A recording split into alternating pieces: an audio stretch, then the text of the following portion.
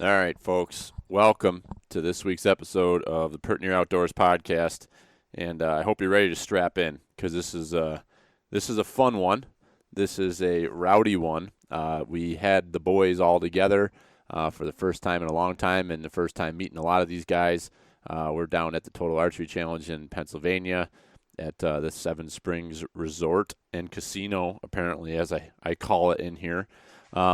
We had a freaking riot of a time on Friday night. If you've been following along, you know that you had maybe heard my conversation with Jeremy and Dimitri on the Antler Up podcast the week before or the week of TAC. Billy, had the intentions of not indulging in too much fun the night before the shoot. And if you listen to this in its entirety, you will come to realize that I had a really, really good time on Friday night. So this is just a BS episode. It's actually, there's some fantastic discussion about not only kind of Total Archery Challenge related stuff, but also just 3D shooting in general, kind of some of the purposes and what you can try to take out of it, as well as we got into a nice discussion about mobile hunting versus kind of preset portables or ladder stand climber type scenarios, rather than the saddle stuff that all of us have gotten deeply into over the last year or a couple years. So really pretty interesting conversation. I will apologize for my just me being me. I was fired up and I went downhill hard. Luckily, I did shut my mouth for about 25-30 minutes and let the adults in the room have a good conversation. And then I certainly came in the end to blow it up, and the rest is history. So I hope you enjoy the chat. If you do not like potty language or inappropriate references, might not be the episode for you, or might not want to listen to this in the car with the kids. But this is what it is, and I tried my best. I was thinking about editing a lot of it out, but hey, you know what? This is who we are at times, not all the time, but sometimes you let our hair down and have a little bit of fun. So this is us, and this is the group of guys. And the disclaimer is this is not a reflection of any of the individuals in this podcast. Maybe not even myself, because if Tim and Tom didn't give me a bunch of these, what the heck were they? It's the first time I drank a seltzer, a hard seltzer, since my actions at the Bills home playoff game. So it's really not my fault that I did anything that I did that night. It's all my new friends, Tim and Tom. It's their fault that I went downhill in a hurry. So that's my approach to not take any responsibility for my actions on this evening and blame it on people that I hardly know, but feel like I know pretty darn well now. So that's that. I will say that in my reflection of Total Archery Challenge, I am bummed that I did not take it more seriously in the shooting factor of it, because I've found out this week I was kind of waiting, playing the long game to see what my wife wanted to do with potentially going on a vacation with her family, with her sister and her parents, at the same time that the guys are all going elk and mule deer hunting in Colorado. And I learned and was given the green light to go chase whatever I wanted for that week in Colorado. So being that I didn't get a chance to put in for tags, I will be going archery elk, which I am pretty darn excited about.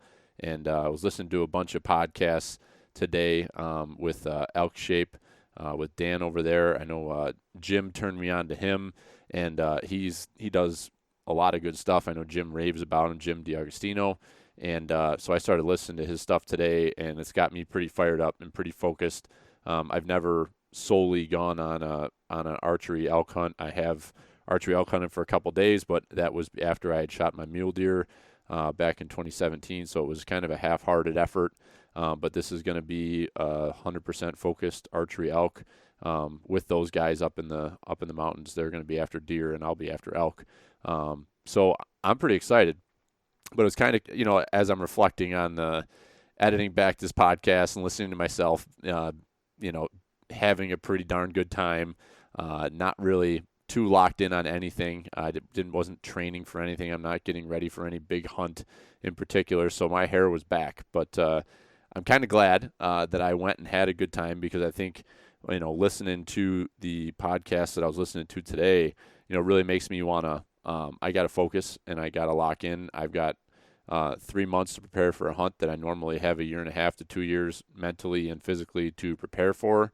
So I'm going to really have to lock in here for the next few months and take things pretty seriously, take my health and my eating and all of my my extracurriculars seriously, and get my bow out and start shooting, because that's one thing I learned from TAC, is that I need to work on shooting at angles and some of the further distances and things like that that are not your normal standing on your deck and shooting at your target. So I've got a lot on my mind. I got a lot of stuff I'm going to start working on here, but I'm very excited. It's going to be a great fall. To be able to start it off in the elk woods in early September is something I was not anticipating for 2021, but here we go, and hopefully it is a banner year for us here at Pert Near Outdoors. So I will this intro was a public service announcement and a warning, but I hope it ends. It's ending here on a positive note, that I am very excited for what the fall has to come,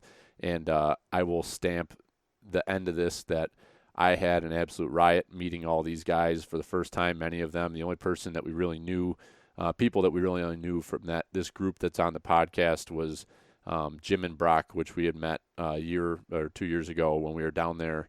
And we ran into these guys. That's how we met them. But Jeremy and Dimitri and Tim and Tom, these guys, I've interacted with them a lot over the last year and a half on social media, and to actually get together, I mean, it really, really was like we had known each other for a long time, and pretty comfortable with each other. Obviously, listening to this, we were busting chops pretty hard and no holds bar, and then we spent the whole day Saturday together.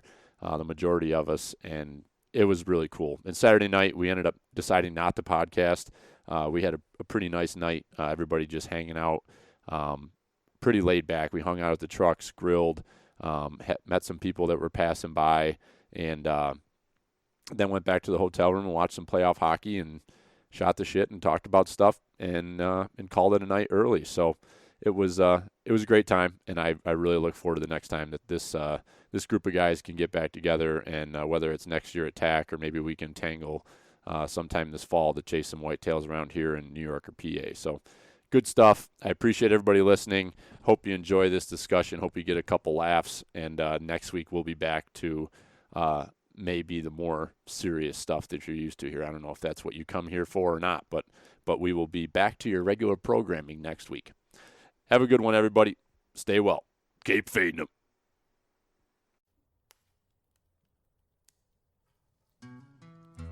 Hello.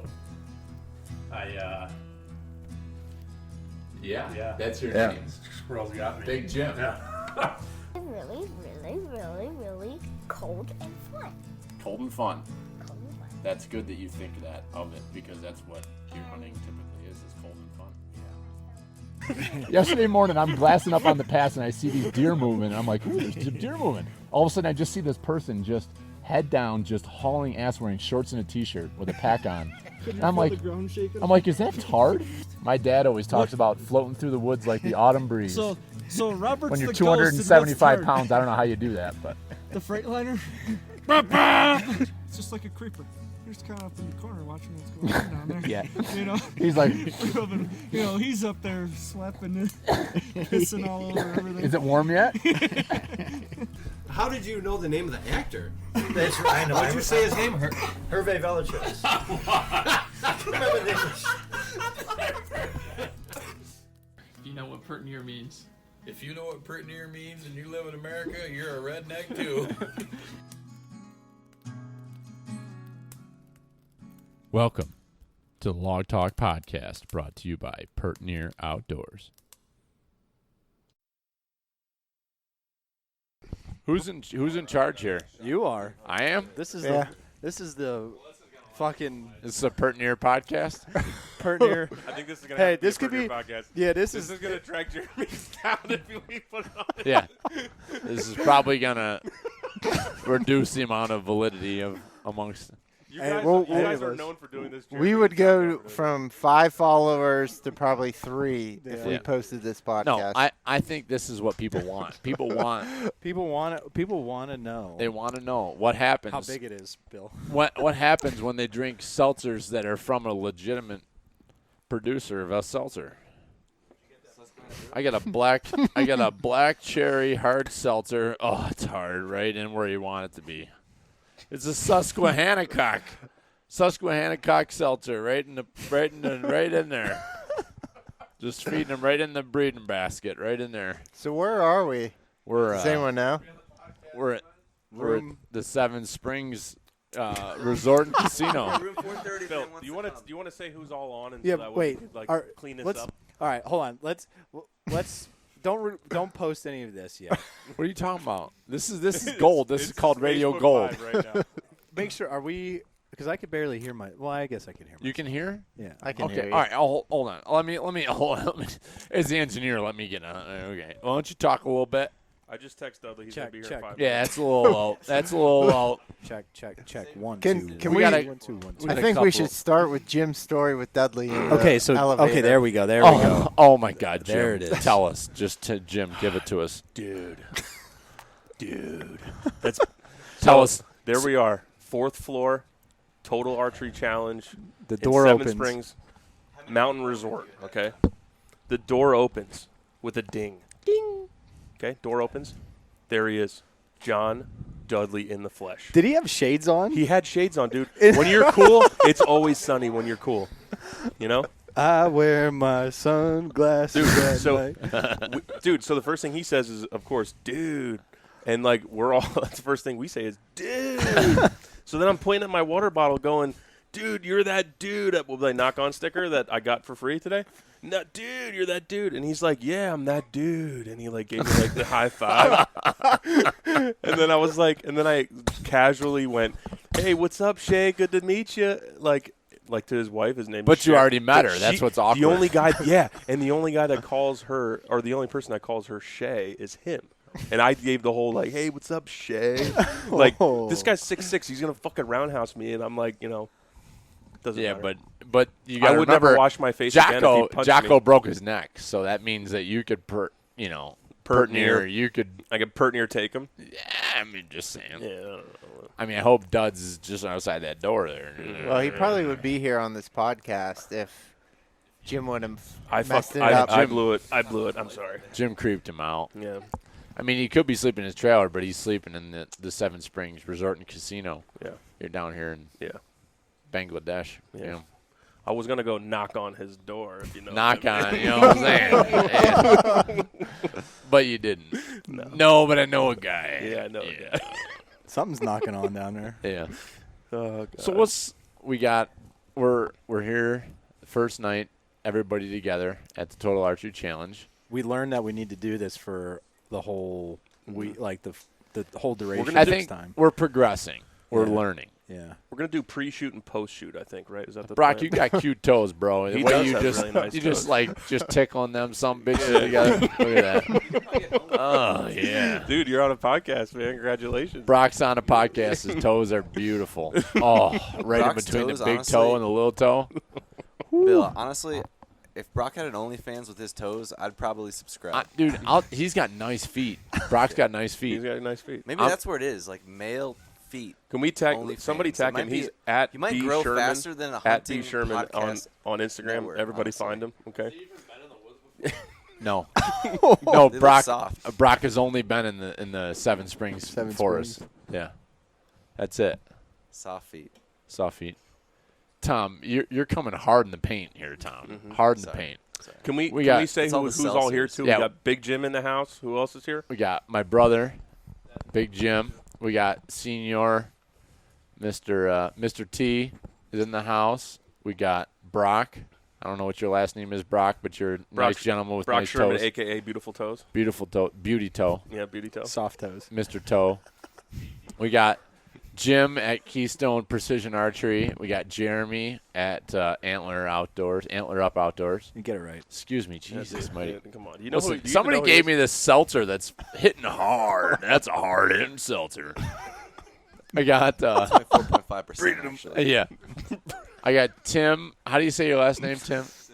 Sisak. Tim Seasock coming at you from Tim Seesaw from the northeast of Pennsylvania. We got Tom Runskevich from the northeast of Pennsylvania, and we got Dimitri, the one and only Russian in the room. Dimitri. That's right. Dude, the only spy. PA outnumbers New York right now. PA is strong, but I got PA strong right now. I got a man in the back corner there that could fuck all you up. I'll tell you right now. He just, you guys would all be asleep. He's my sleeper, so I'm not scared to talk tough. I don't care. It's all good. It's good So stuff, we're just hanging out here at TAC. First night. Big Jim, he's sitting in the background. Mr. T sitting in the background, just like, man, this guy's been sucking on some alcohol for a little while. What's our expectations for tomorrow? Let's go there. Tomorrow, I think majority of us are shooting together, essentially tomorrow. Yeah. We're back to back. Back to back. Essentially together. Belly to belly. Yeah. Butts to nuts. Yep. As the boys like to say. I think, too, originally it was supposed to be the locals course, so I felt like I was like, oh yeah, there we go, get warmed up, and then we heard the first shot on the Yeti course is an 88-yard uphill shot on a Yeti, so that kind of was like, all right, here we go, let's just full send it. Yeah. Aim for the head, you might hit his nuts. Yeah. so let's talk real quick, just to, Tim and Tom, when they came, they shot yesterday. They shot the Yeti course, and This was Tim's first time shooting it, right? Both of you, right? Tell us all about it. Everything. Every inch of it. Give us every inch, Tim. Yeah. Tim's nervous. His first podcast. Oh, my God, Tim. This is so exciting. I'm not virgin to the podcast, bro. Tim was on yours. Yeah, but Tim was even on somebody's down in Florida before. Tim's the Eastern Mountain hunter, northeast, southern hunter. Northeast Southern tickler. I get around. Yeah. South. Oh my God. Southeast beaver tickler.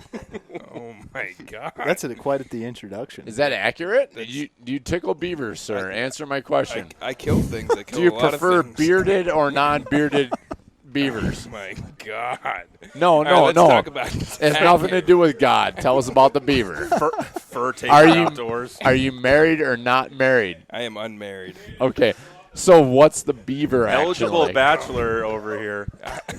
I am involved in a long-term relationship. Wow. It's complicated. That's exciting. I've been involved in a long-term relationship for a while, and it has produced me 2 children and a tax write-off. It is Bill is breeding fantastic. So, okay. all right. It's attack.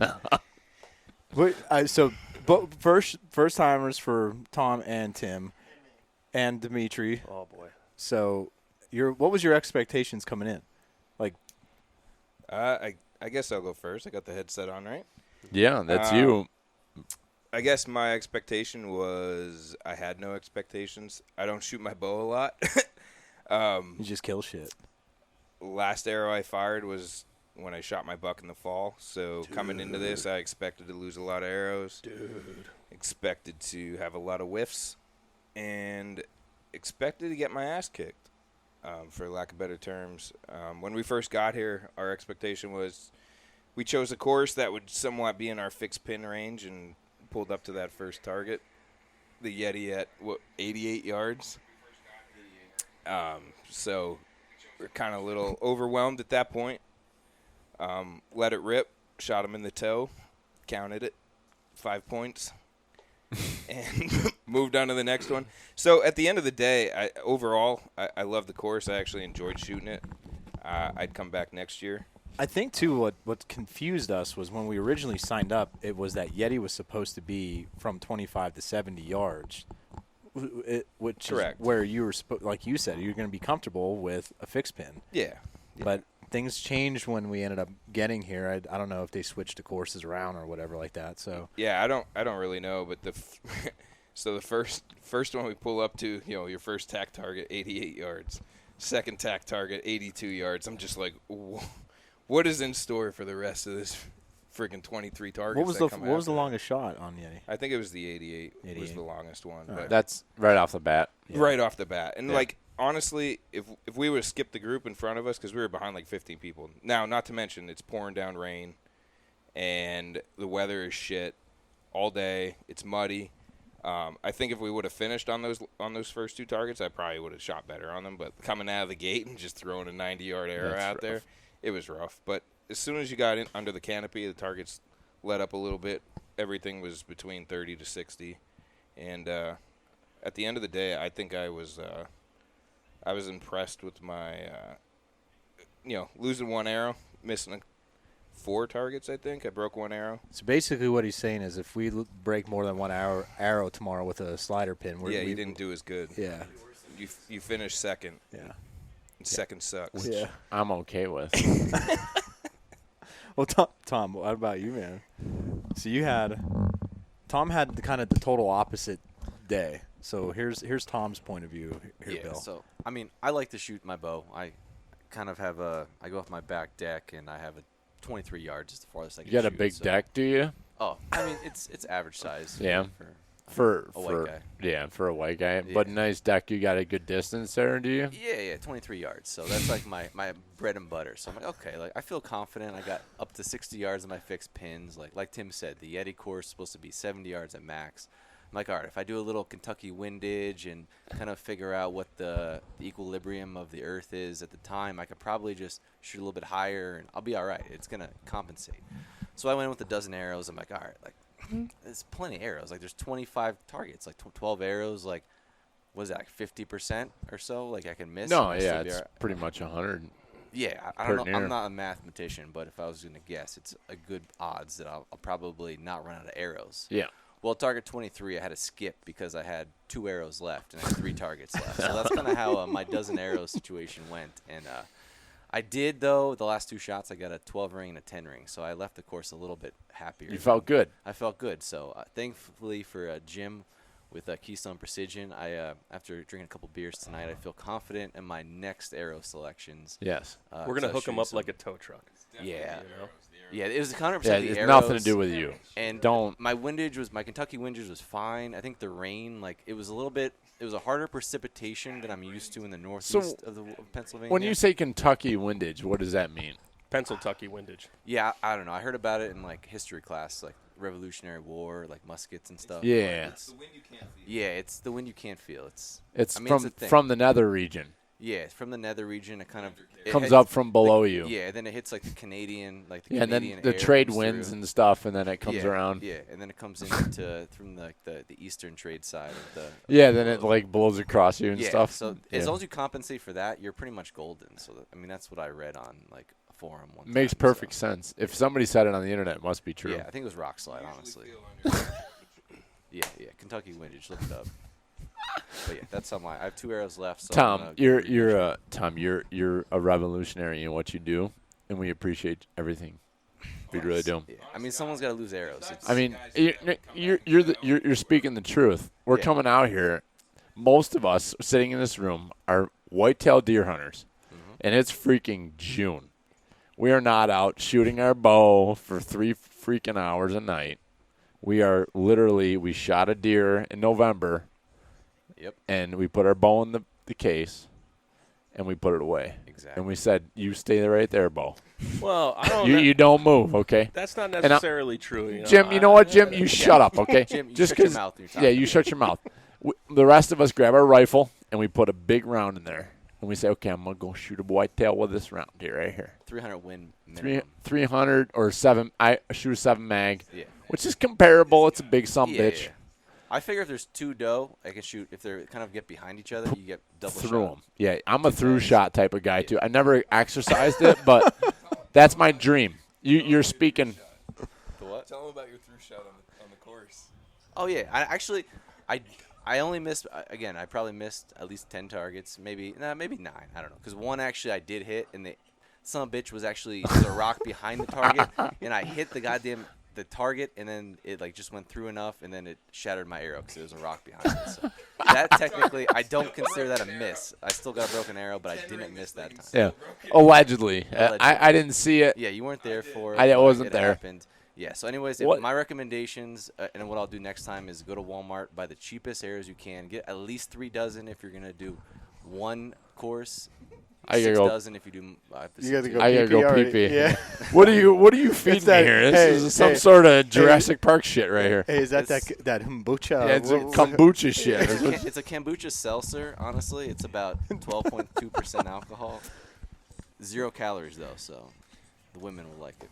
Nah, it was. I'll tell you what though, it was nice to catch up with you guys today and do all that stuff. Meeting you guys in person. Well, I'm pretty excited. So I'm popping my tack cherry tomorrow. So this is also my first tack that I've been to. So I mean, it's been a pretty good start so far without hitting the course. But I mean, I have the same expectations you guys have. I mean, basically, I'm going to go out there and just try to hit targets. I mean, I'm not expecting much, and I think a lot of it is just not trying to get in your head in those targets, right? I mean, it's a lot of difficult shots and further distances than most people are comfortable with, and I think a lot of it goes into mental. You know, I mean, a lot of us talk about it in whether we're talking about exercising or you know, hunting is the mental aspect of the game, right? And going out there with tack is the same concept. So that's how I'm going to go out tomorrow and just try to go for it, right? Well, you know what I mean? Yeah, no, I like to, like, it is a lot of mental, and, you know, Jim, you could even talk, too, about, you know, the importance of having that right bow set up, too. You know, like, just to have that confidence, and, you know, like we were saying, like, you know, Tim and Tom had a fixed pin, so, I mean, that's going to be tough on any course here just because of what distance is and just kind of having. Yeah, I mean, I guess they didn't coming into this never doing it before. They probably weren't fully expecting. So basically, the they magnitude. Didn't. Yeah, they didn't. They didn't read the article that I posted on AntlerUpOutdoors.com. Right, exactly. So I mean, a lot of life lessons learned today. So I think next time they're going to come more prepared with a sight that reaches out a little further, some more arrows, of course, and it'll just get better from here. But yeah, I mean, it's setup's part of it, but I mean, like you said, having the confidence and just grip it and rip it. You know, at the end of the day, we're not shooting scores here. My suggestion, even for tomorrow, is that we should just try to shoot for like kill shots and like call that that's how we're going to score it. Don't shoot for the IBO score. Yeah. Because we're not going to shoot for the IBO score for when we try to kill these animals, right? So like, let's just call it like, you know, if we say it's in the kill zone, we'll call our own little like the triangle. That'll be like what we shoot for. That's what I'm going to try to shoot for anyway. So. Well, that's what Jeremy and I actually went to a 3D course locally in our area last weekend, just because we've thought that we should get into some 3D targets before we come to tack and just not come cold. And a lot of those shots were actually pretty close. You know, we were shooting anywhere from probably about 20 yards to on average, probably 40 to 42. There was only one shot that was 48 yards, which was our furthest, which, you know, obviously is not going to be what you're going to see at tack, but we actually shot better at the 48 yard, which I think a lot of people, you know, get those closer shots in their head just because they think they have to dial in so much closer. And those further shots, I think you kind of relax just because you don't expect much, which is going to, you know, help you kind of settle that pin. So, you know, I think just not getting as nervous when you go out there and seeing those further targets is going to really help you, especially at tack. One of the things to go off of what Jim said is the rings and the whole scoring thing with 3D I struggle with because the rings are stationary on the target. The targets are set, quartering to, quartering away, and that shot to put in the 10 ring might not be the shot that you actually want to make. So a lot of times I think, like out on our course, like mine was kill shot, could have been 8 points, could have been 5 points, but if that's a hard quartering away shot, I'm trying to put this thing not through the guts, but up through the back, come out the front kind of thing. So that's where I struggle with 3D because I get up there, I make a good shot. You get up there, you're like not even close to the 10 ring because the 10 ring's located, to the front shoulder or something. But, your shot was exactly where you wanted it to be. Well, I think that's a great discussion because we talked about that last weekend at the 3D course. When you come to these things, you're preparing for hunting season, right? So what are people their thoughts on, do you go for how this animal is stationary for a kill shot, like Tim said, or do you worry more about hitting the 10 or the 12 ring, no matter how that animal is positioned, because that's going to correlate to what you're going to do in the fall, right? So I think that's a great discussion to have and what people think. Yeah, I think like you look at a target and if you're not pulling your binoculars out and looking at to see where the rings are, you're looking at it and saying, oh, that's where I want to shoot. And you shoot, and then you walk up to it, and you're like, oh, I wasn't even in the rings. Or I was outside the rings.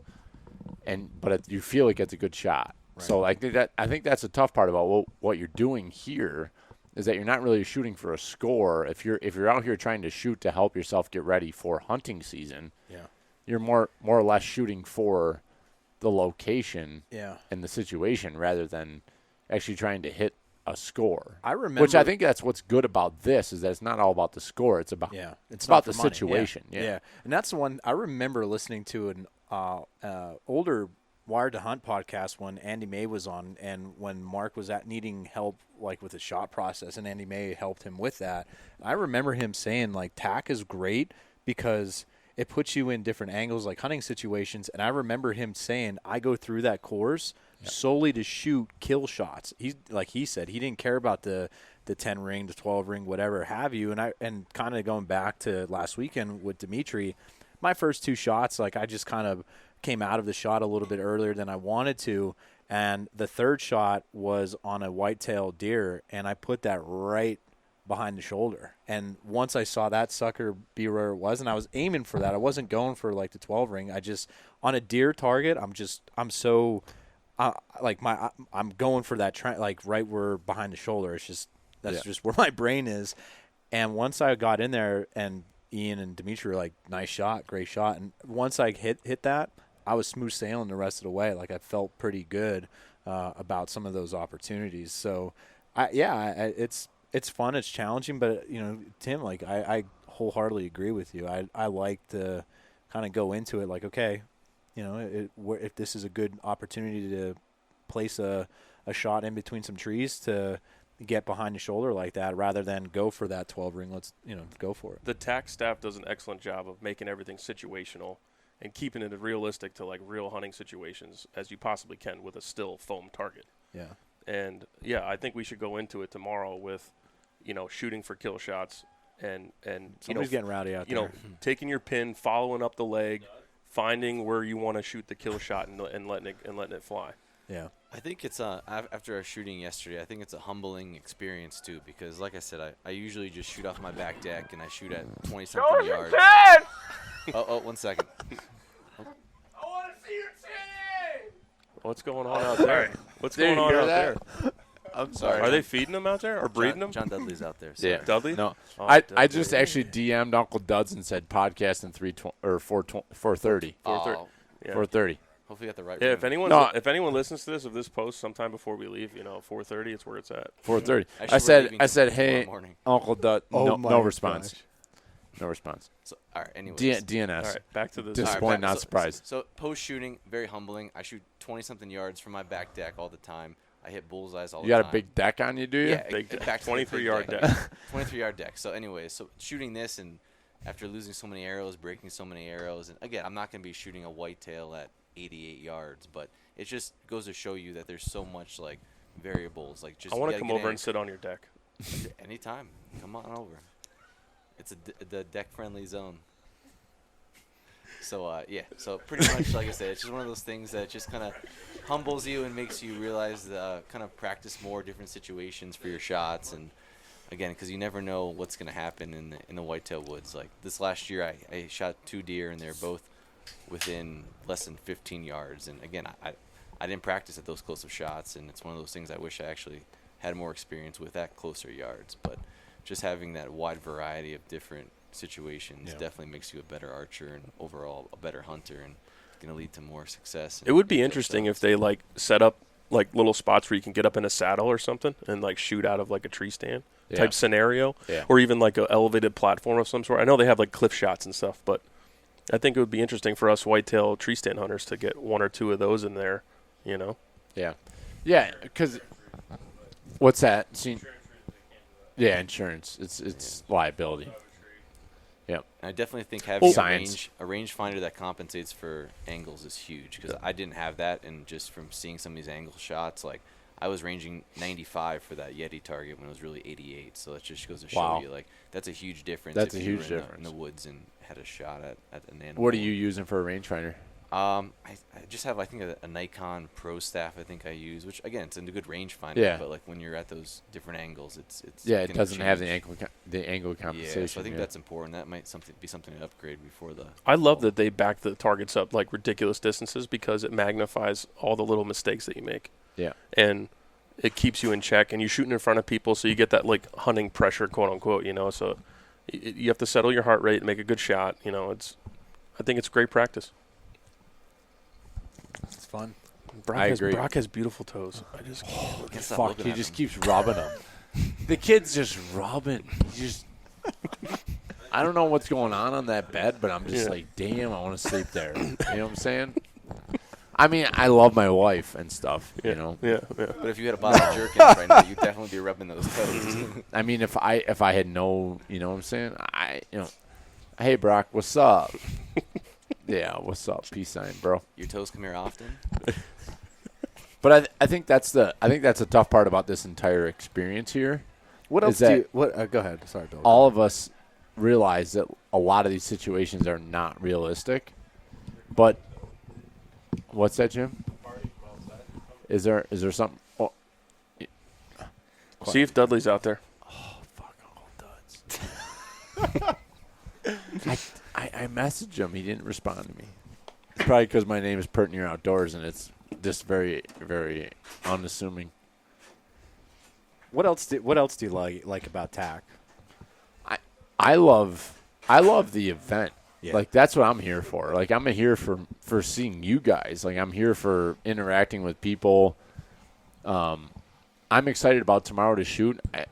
We'll see how it actually is, but I feel more relaxed this time than I was last time we came. Yeah. I was very nervous last time we came. Yeah. I feel more comfortable this time. I love that, because I feel the exact same way. Like, really, if I were to shoot, like, if obviously I'm shooting the next 2 days, and I'm excited to shoot, and like, 'cause I want to. But if you were to tell me like, hey man, you don't have to shoot tomorrow, like, I'd be A-okay with that, just because I just want to hang out with everybody. You know what I mean? We wouldn't all know each other if it wasn't for TAC. Right. You know? So yeah. I like all the vendors come. You get to spend a lot of money and get some cool gear, but they teach you about a lot of stuff. There's a lot of people here that I haven't even heard of some of the brands that are here. And, you know, like you said, that camo brand that you were looking at, I forget the name. Forlo. Yeah. Never heard of them before, but they look like they have nice stuff. I'm thinking about selling all my Sitka and going straight Forlo. There you go. Yeah. I'm getting a Forlo. I'm getting Four Loco. Furlough. I'm trying to go on a furlough. Yeah. I think Four Locos coming out the camo pattern, actually. Are they? But no, but like Tom doesn't hunt from a saddle, and he was over by the tethered event and got in on a Phantom just to try it out. And I mean, you could see just how uncomfortable he was in it, but it's Tom. Yeah.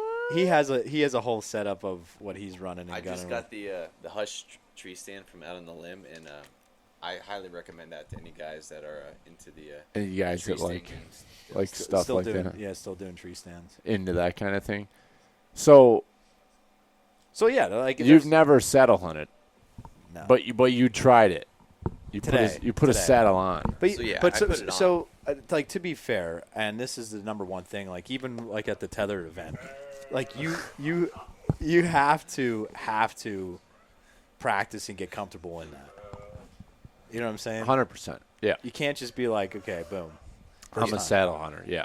Yeah, I can 100% agree. Like I said, if I had it and I practiced for all summer long, I feel like I'd be ready by the time hunting season came by. But it's not something that I would say for an average guy, if you're just going to buy it and think you're going to get into it, like after one or two sits, it's just not going to work for you. And that's been the common consensus amongst our group. Like, Jimmy's used my saddle when he's gone hunting and I'm not hunting. Like, I've given him mine to try and use. Brian and Dallas, they've used saddles, and there's a lot to it. It's not. You should never. It's not right for everybody. You should never sit in another man's saddle. No, you should never. No. Oh, Brock, look at those toes. I don't have any peanut butter. It's.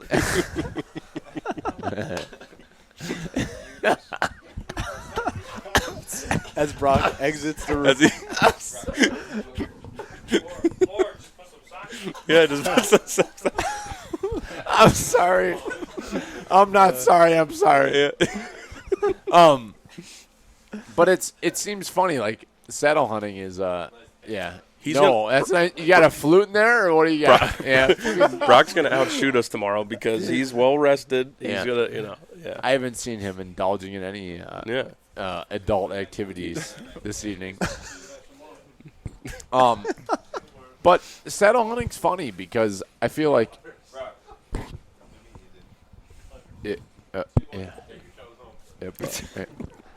don't let the door hit you in the ass, Brock. Oh, look at that. Look at those feet on that guy. I'm definitely fired come Monday. Yeah. That's all right. Wait, you work for him? He's my boss. I'll talk to him. No. Tomorrow, I'll talk to him tomorrow about the raise that we talked about. Yeah, we're going to talk about a huge raise. We're going to a big six-figure raise for Jim. Yeah. Fuck yeah. But saddle hunting is tough. Like, it's different for everybody. Yeah. And it depends on the person. But that's why I think it's cool, like these events, like the tethered event you did, the teach and train, the stuff that we're going to do. We're going to do a teach and train up in Buffalo this summer. And it's just great because it gives people the opportunity to get up in them and figure out if it's right for them or not. Yeah. And it is. For a lot of people. For others, it's not. So why don't we talk about the advantages of the saddle? Just because I got one for this year, so something I'm going to dabble in coming up this hunting season, so I'm going to start practicing. So why would you, if you had to sell a saddle to someone, anyone that's used one already, would recommend one moving forward? So, compared to someone using a climber or a saddle with a hang-on or maybe a ladder stand, why would you want someone to transition to a saddle? The thickest fella in the room is I'll go first. Thick with two C's. So being a larger hunter, I was a little skeptical about the whole saddle thing, right? First of all, I thought I was going to break it. And secondly, I wanted to be comfortable because I sit usually dark to dark. And I'm partial to my climbing stands and, whatever. Partial to darkness. But what turned me on the most about not only the fact that you could carry things much lighter, compact little gearbox, but now you don't have to be picky about trees. You could sit in any tree. No matter how goofy it is, no matter how many limbs there are, you don't have to be, when you go in the dark and you're with like a flashlight and you're like, with your spot on Onyx or whatever, and you're like, oh, yep, all right, this is a great spot, but no, that tree's not going to work. Oh, that tree's not going to work. And next thing you know, it's light out and you haven't got up at a tree yet. Now you could just go to your spot that you have picked out in the map and just go up. That was the cat's meow to me. Yeah. I think because I've talked about it on our podcast. I've talked about it to other people as well, saying how even when Dimitri goes up in his climber, and I've seen people make videos of hey, here's how fast I could do it and all that type of stuff. I feel like it's still excuse me, the most efficient way to get up and down. That seltzer hits hard. Quit, Your hands free. Yeah. I just feel like that is the most efficient way. Because even if you get, say you get up in a tree and you get settled in, kind of like what Bill did when he shot his buck during archery season. He got down. Yeah, he got down.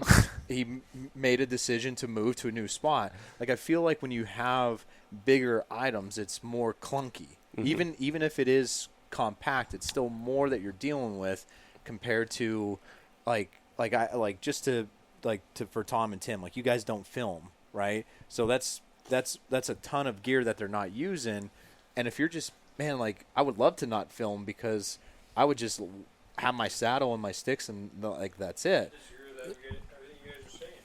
Because when you're getting an archery stand, you want every lane cleared. You don't want no limbs or nothing. You got to have that pre-planned. Yeah. And when you guys go blind and get into a tree, you have no idea what's going on around you. And you guys are climbing a tree, and you have no idea what's going on around you. And you're sitting there up in a tree, and you did no pruning, and there's a buck right there, and you fucking hit 18 limbs, and you say, why the fuck did I hit that buck? Well, you didn't hit it because He hit fucking 18 limbs. You didn't fucking do any pruning. It was simple. Yeah. It's not that. It's pretty simple. That's It's not just for Mr. archery hunters T. either. We can give Mr. T his platform. Sorry. He just told us the business. It's true though. That's the challenge of mobile hunting is that you think you have a great spot, and then you set it up, and then you don't have any shooting lanes trimmed. You don't have anything prepared. You're just in a tree. Yeah. And then all of a sudden a deer just decides what deer wants to do. Yeah. And you're in a tough spot. I told the story in your show last week. Yeah. It's tough. Yeah. Like I had an extremely lucky shot. If you're telling me you're a good hunter doing that, okay. But you're really not because you're taking a guess shot all the way. Yeah, see, I agree, and where I disagree with that is in a sense of, like you might have that one opportunity spot to like for instance, like I think about the doe that I killed in late. Or 150 in front of you. Like there's one chance that deer is going to be right in that one spot, but there's so many other chances that if you would have cleared a lane, where if you knew you're going to put a stand. That's where I'm going to sit. Oh yeah, lane there. I think you're still setting up your saddle to give you that what that prime shooting lane you want, but now it gives you the opportunity to have like 360 shooting. Yeah. And now if you're saying a gun, yeah, okay, guns you got a little more flexibility with a gun. And I'll vouch with you, but still bullet deflection,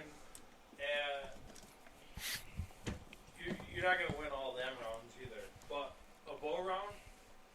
Flying through the air, you ain't killing me on that. I'm glad he brought up rifle hunting because saddle hunting is not just for archers. Right.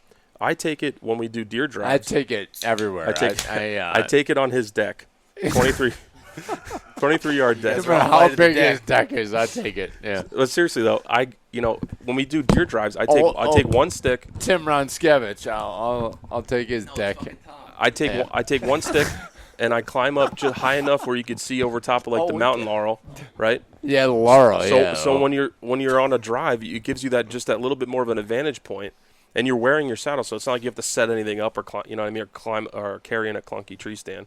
You can get up 8-9 feet and just give you that extra advantage. I mean it's the best thing out there, I think. Well, I mean, I think everything. Whether you want to do a climber or if you want to do, I gotta go pee-pee. If you want to do sticks and a hang-on, or you want to do saddle, there's always plus or minuses to everything 100%. You do. I mean, I agree. Last year, I mean, for basically since I've been 12, I've always ran a climber. So I've always felt like I climbed up to a solid tree where I had lots of visibility. You didn't have any limbs in the way. But especially last year, I felt I was high enough. But I was in a climber, and I felt like I had back cover, and I had several does that would come in front of me, probably within 15 to 20 yards, and I knew that I wasn't going to shoot them, so I was not moving at all. I was covered very well, and I still got spotted, right? And I was definitely, it was not the wind, and so I see the advantages of having a saddle where I could be behind that tree, right? Yeah. Where I still would have that shot opportunity where I wanted to lean away from, kind of round the tree, but still have a lot of cover. And then that way I still would have that shot opportunity. So, I definitely see both advantages, right? So, with a climber or a hang on, you're going to have that more visibility. But I do see the advantage of a saddle. I've never been in one while hunting, but, practicing with Jeremy's last year and hunting this year, seeing how if I was behind that tree and kind of angling out from it, that I would not probably be seen by a lot of those deer than I did this year. That to me could be one of the biggest, pluses, pros for saddle. For sure.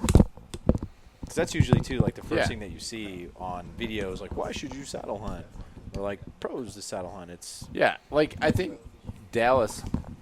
I don't even know how we got on this discussion of deciding whether you should, how you mobile hunt, whether it is saddle or climber style, but like Dallas says, you're hunting a tree, and with a climber, you're hunting a tree. You need the proper tree. If you're hunting public land and you want to follow all the rules and obligations, you can't cut limbs. Right.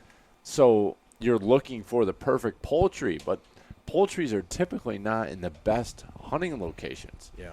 So you're looking for that tree, but where with a saddle you can get in anything. Yeah. So that's where I think almost all of us sitting in this room right here, we've kind of started looking towards the mobile approach to things, and it can put you in a situation for much better success trying to look at where the deer are and not worrying about where the tree is. I think that's a factor. I think you also got to, speaking from where Mr. T is I think you got to talk about where you're hunting from. Yeah. If you're hunting private property, or you're hunting somewhere where you always hunt, I think it's huge to have just portable setups, because you're walking in and climbing up a tree that's already set up, and you're not making noise. You're not, taking gear out of your pack, setting up. You're ready to go. Mm-hmm. You're climbing up a tree that's there. And for me, I've dabbled into the mobile hunting, and I've killed deer that way. But I think the majority of the property that I hunt is private. Yeah. And having stands set up and just walking in and climbing up in the tree stand. So when you're talking mobile, I think you got to kind of look at where you're hunting more than if you're running mobile. Is it public where you don't have tree stands? Yeah. Is it private where you're trying to set up where tree stands aren't, where you're seeing more movement? Yeah. I think it's huge to have. I've kind of fallen back to mostly what I hunt is private, and I don't need a mobile setup. I can go in and set up tree stands in the off season. What I've found too, that's a really good point, Jim, because back at home, when I'll go home and hunt the mountain, the Broad Mountain and stuff, my dad likes to set up the lock-ons, and we have one ladder stand, and it was mainly just for a rifle spot. The other spots are lock-ons, and I've noticed some of the spots that have produced say good deer, quote unquote, or more opportunities, that has decreased a ton. And I don't think it's because of the decrease of the amount of deer. I go back to what Kip Adams said in our podcast earlier last year during the season. He's done studies being big whitetail guy, and in his big property, they started tracking and keeping opportunities of where they shoot deer at, and the stand locations, and deer are starting to take notice in a sense, and not going there that route or taking a different course, and that kind of started to trigger me a little bit of wanting to get a little bit more mobile, hunting back at home. And again, it's a big mountain. It's not it's a fixed little flat level ground. It's a mountain, and I don't know. It's something that I've starting to kind of piece things together a little bit more. Now, in my experience, the best time to kill a deer was your first hunt. 100%. That's exactly where I am. And on our private property, I've moved stands this past year, and first sits in were golden. Dynamite. And it was stuff that I've watched in the past, and I knew where I had stands. Mm-hmm. And if I moved them just 60 yards, 150 yards, and you go and sit in them for the first time, there's deer on top of you. You know what's going on. So I've all the mobile stuff, it's like, yeah, that's nice to be able to go do that.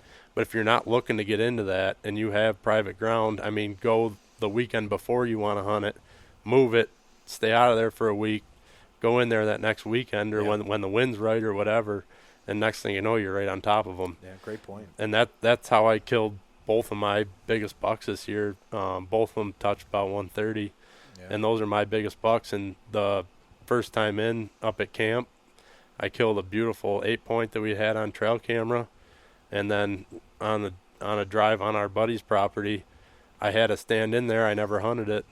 I went in and sat in there during a deer drive, and the driver was standing under my tree stand, and I just happened to take a look before I climbed down out, and this buck was running out the backside, and I caught him. And you know, if those stands weren't set, I wouldn't have been there, because on some of those stuff, you're not looking to go in there mobile. You're looking to go in there because you got to stand there. Yeah. So.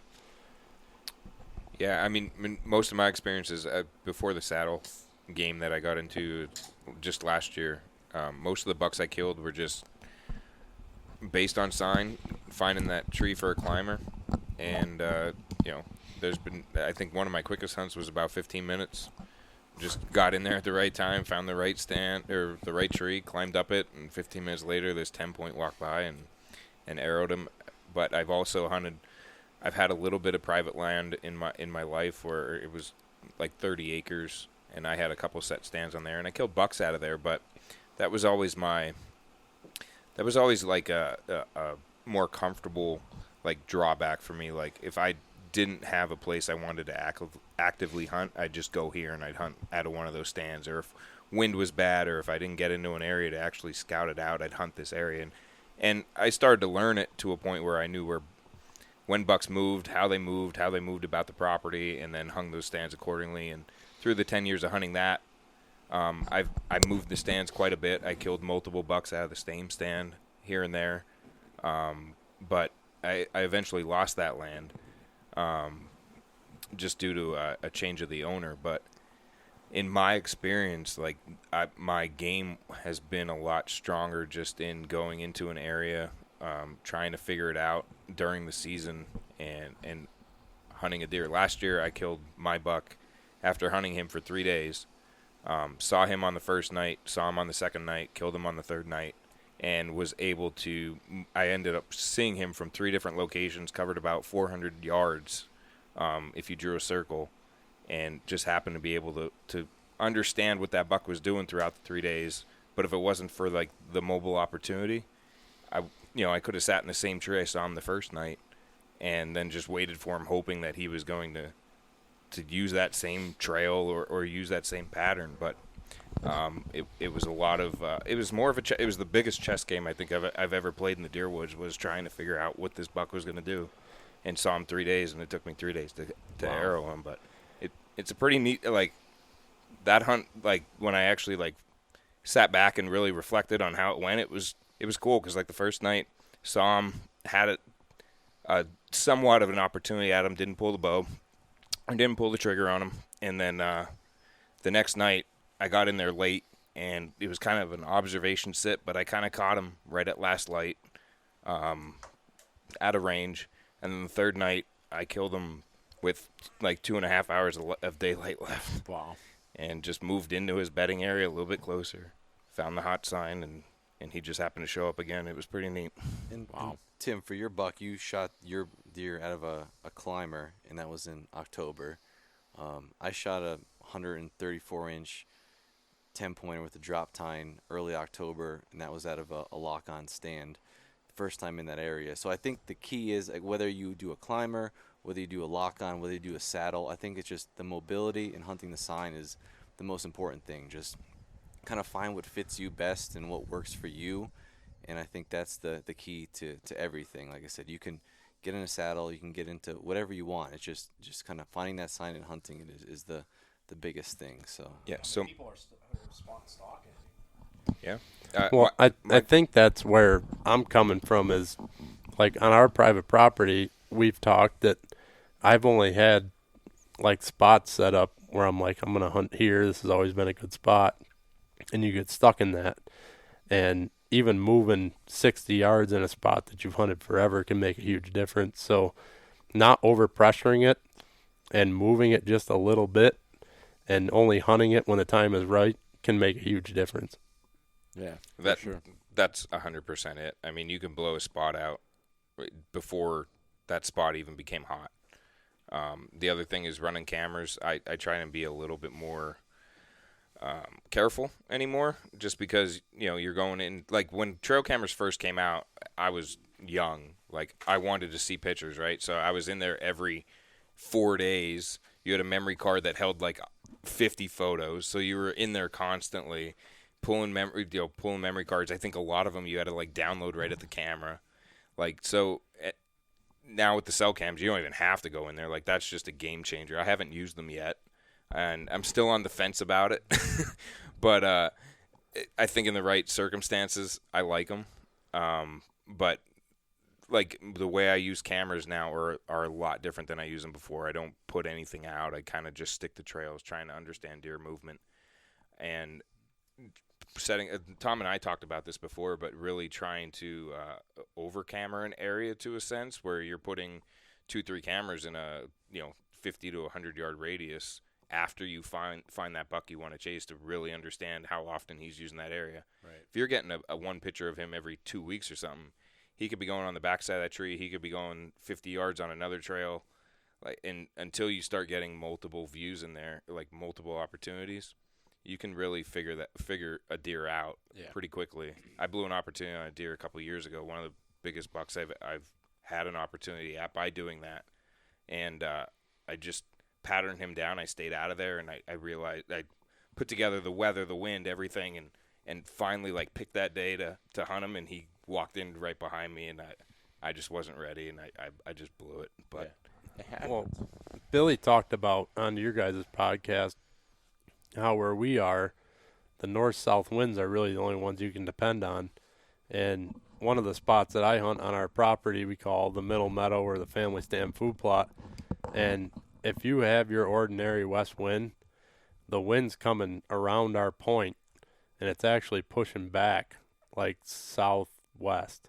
So where I'm sitting, it's actually pushing back to where the scrape is or uphill from where the deer are coming from. So it's not a good spot to sit because the whole time you're sitting there, your wind's blowing to where the deer